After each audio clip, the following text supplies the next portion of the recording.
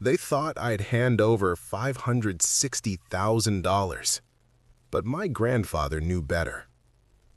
The sound of the lock sliding into place was louder than my heartbeat.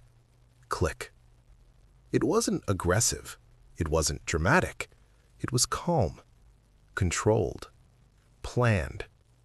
My mother didn't even look guilty as she turned from the door and faced me. "Give it to your sister," she said, her tone smooth like warm tea on a cold morning. In my hand was a check. $560,000. Signed, dated, legal, and written clearly to Daniel Harper. Not to family, not to both children, to me.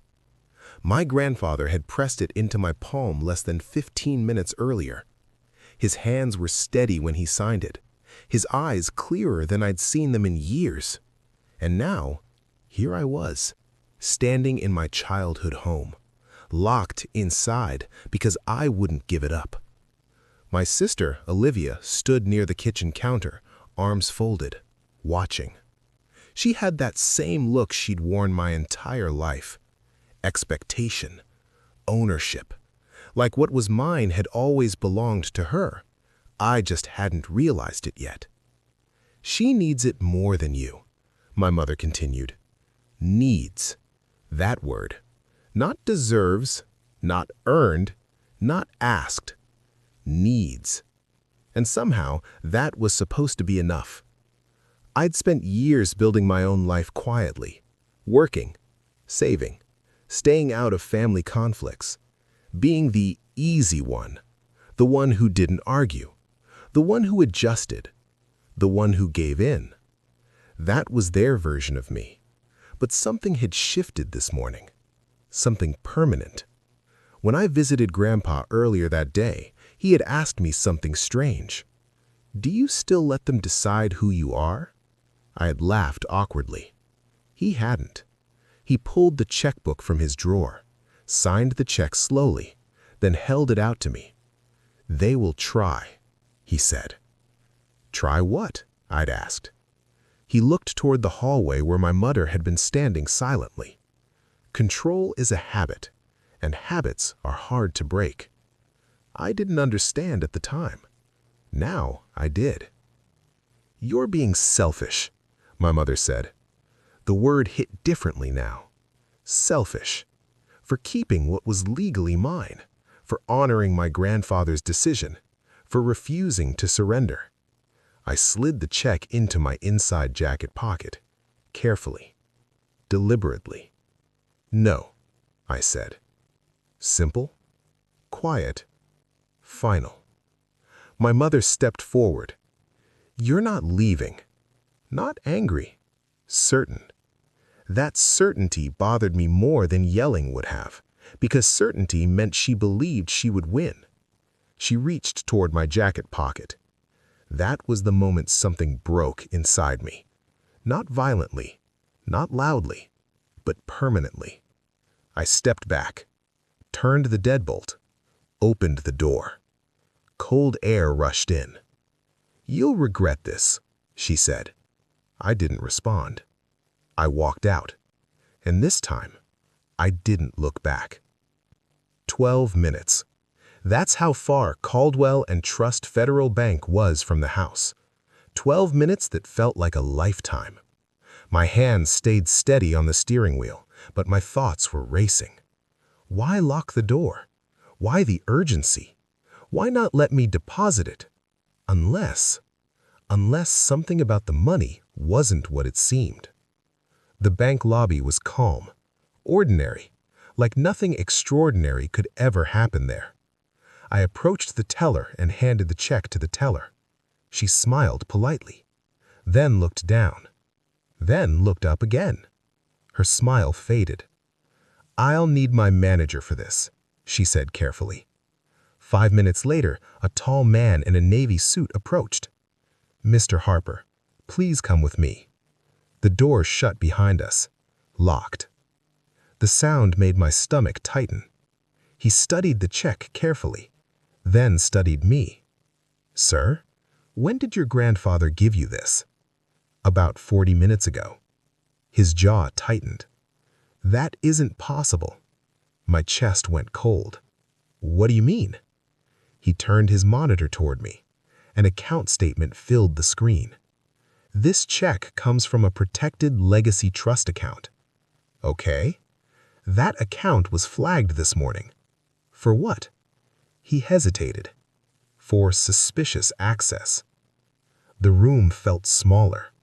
"He handed it to me himself," I said. The manager didn't argue.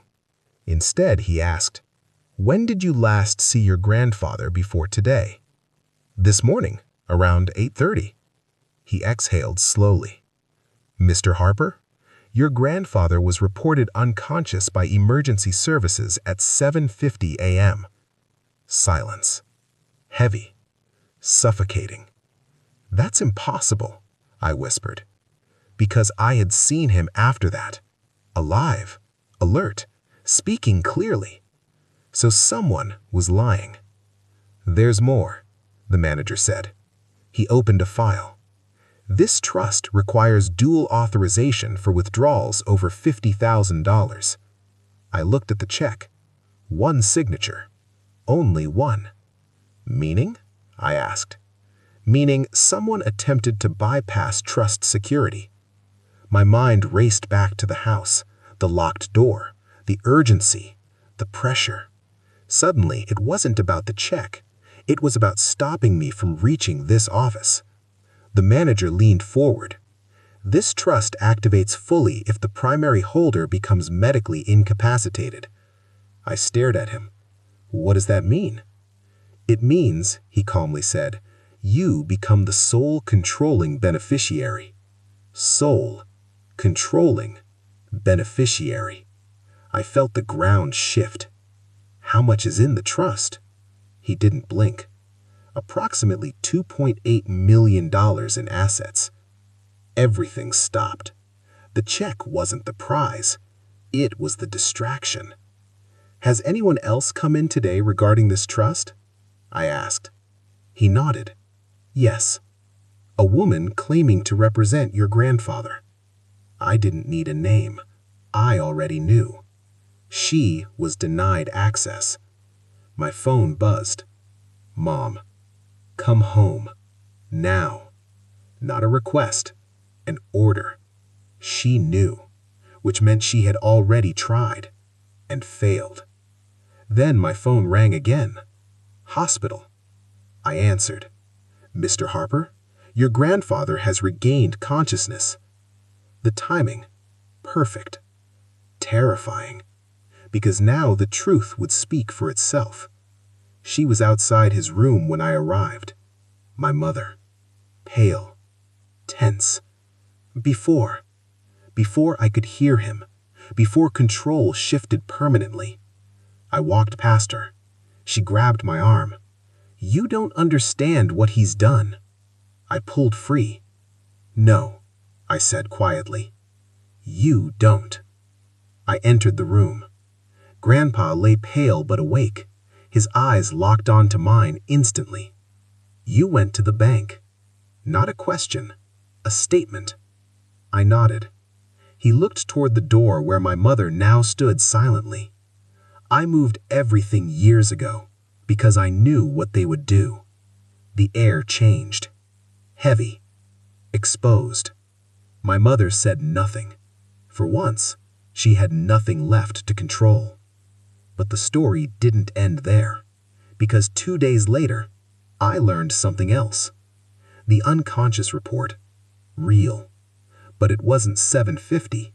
It was 9:05. Someone had called emergency services early, trying to establish a timeline, trying to create confusion, trying to invalidate the check. And that someone was Olivia, not my mother. My sister had been the one pushing. My mother had just been the shield. The real betrayal wasn't loud. It was calculated. Grandpa recovered. Fully. And he didn't hesitate. He removed them both from every remaining financial document, every authority, every signature. every fallback access. Not out of anger, but clarity.